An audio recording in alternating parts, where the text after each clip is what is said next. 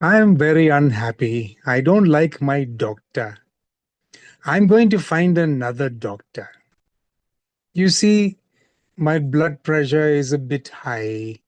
So he tells me you need to eat a little less salt, a little less red meat, and more vegetables. Vegetables. I am upset. He could just prescribe, a tablet, couldn't he? Then he adds, and you need to lose a little weight. Eat less, exercise more. Now, that's a bit too much. All I want to have is another tablet or capsule, and he just won't give me one. I want to be well, yes. I want my blood pressure lower, and I want to, be slimmer, of course, but not enough for less salt and less red meat and more vegetables and more exercise and don't do this and don't do that. I don't want to be well much that badly.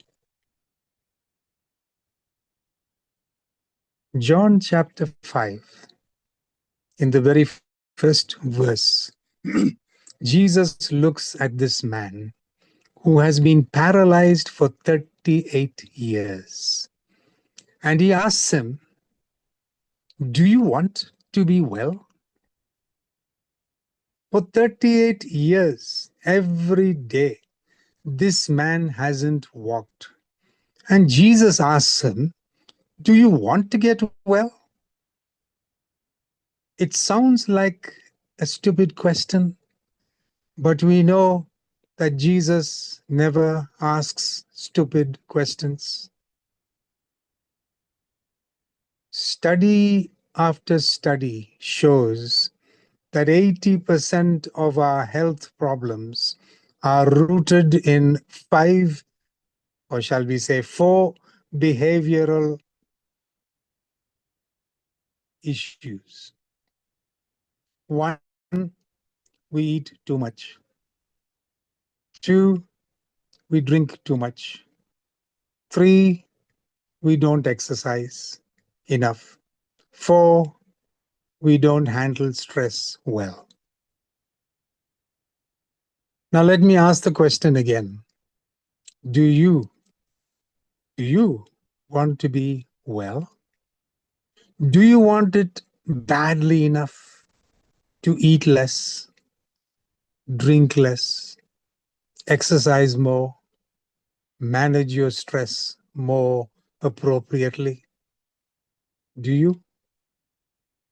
I wonder. So, do you want to be well? Not just physically. Let's reshape that question. What is broken in your life? I'm following on from Ashish, I suppose. What is broken in your life that needs to be fixed? Do you really want it fixed? Really? Maybe it's your finances. Maybe you have a problem with spending too much, way too much. Your debt keeps growing. It's creating stress. Do you want it fixed? Of course you do. But you still carry that bit of plastic in your pocket. You want to be free from debt, but not as much as you want those new shoes or that new Apple product or whatever. Sometimes what we really mean is, I want to be well. Yes, maybe tomorrow. I'd like to have a little more fun today. Or maybe for some of us, it's a relationship that is broken. You can't get along with your mom or your dad or your friend or your spouse. Do you really, really want to repair it? Do you want it enough to forgive? To let go of the bitterness you have? Some of us hate our neighbors more than we love God. It's a really tough question. Do you want to be well? The passage in John's Gospel, chapter 5, talks of the pool of Bethesda, verse 3. Says it was a gathering place for sick people, the blind, the lame, the paralyzed. They'd all hang out on the porches around the pool, waiting. There was a legend that every once in a while, an angel would stir the waters of the pool, and the first person in the pool would be healed. And verse 5 says, one man is there who has been an invalid for 38 years, for his whole life. Think about him, this man, the social isolation, the stigma, the mess he'd be in, the stink. So when Jesus comes along and picks this man out of all the lot there, he's picking the worst of the worst, the most pathetic of the pathetic gathered there over the years. And Jesus asks him, do you want to get well? It's like asking a man who hasn't eaten for a week, you want to go to Domino's? But Jesus doesn't ask stupid questions. Think again. And the man's answer is a bit strange. Verse 7. He never actually says yes. Do you want to get well? Yes. No, he doesn't say that. Instead, he says, I can't, sir, for I have no one to put me into the pool when the water bubbles up. Someone else always gets there ahead of me. Can you imagine how depressing this is? To sit in a place where you believe healings can happen, but certain that it could never happen to you. Verse 8. So here's what happens. Jesus told him then, stand up, pick up your mat and walk. And instantly, immediately, the man was healed. He rolls up his sleeping mat and he starts walking. An encounter with Jesus, a touch by Jesus, a word from Jesus can change a man, can change a woman, can change a child, anyone, forever, forever. Sometimes it's not a physical healing. In our groups, we've experienced many, many physical healings. Sometimes it's not the miracle you are hoping for. Sometimes it is a healing way more powerful than what you think you need. And many of us can testify to that. Okay, let's go back. What's broken in your life? What's been broken in your life for a long time? It might be something physical, yes, or financial, yes, or some relationship, or some addiction. Maybe you're spiritually, emotionally broken. Where do you need healing? You see, there are some serious challenges we face when our broken state persists. Yes, here are three of them. I'll mention just three. The longer a problem lasts, the more discouraged we become. The longer a problem lasts, the more discouraged we become. Some of us have been battling the same problem for months or years. It just won't go away. And you've tried everything, but nothing happens. You've prayed, you've listened to stories about others who got better. It gets discouraging. A year, 10 years, 38 years. The longer a problem lasts, the more discouraged you get. Again, the longer a problem lasts, the more excuses we tend to give. The more excuses we tend to give. We start making excuses because it's going to make us, feel better to start um, blaming someone else. Jesus, I've tried, but there was no one to help me get into the water. It's their fault.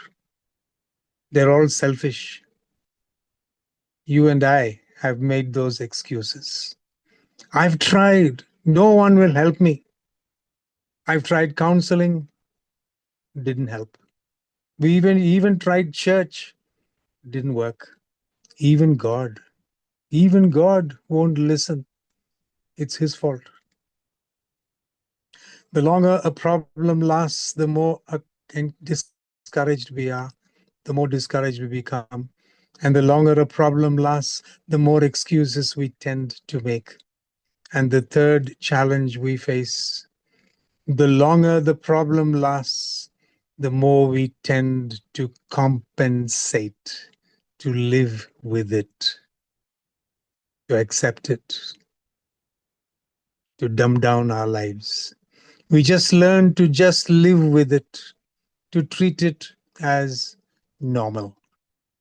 Normal. Let's say you have a drink problem. Yes, it puts stress on your marriage. Yes. Yes, it causes problems for your children. True. It has even caused some problems at work. Yes. But so far, somehow, you've been able to get along. You know you have a problem, but you have learned to accept it and to somehow live with it, bypass some of the consequences.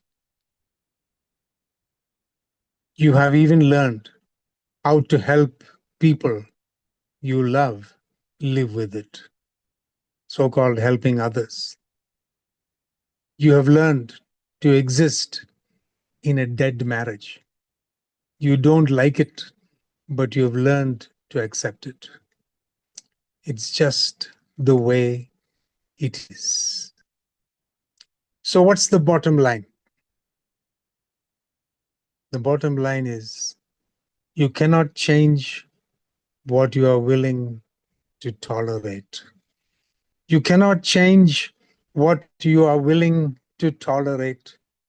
In fact, we make it hard for God to change in us what we are willing to tolerate. He wants to help us, but we fight him. And God is too much of a gentleman. He won't force himself on us. You can't change until you acknowledge you've got a problem and you are willing to cooperate in that change. Do you really want to get well? Everybody needs help, but not everybody wants it.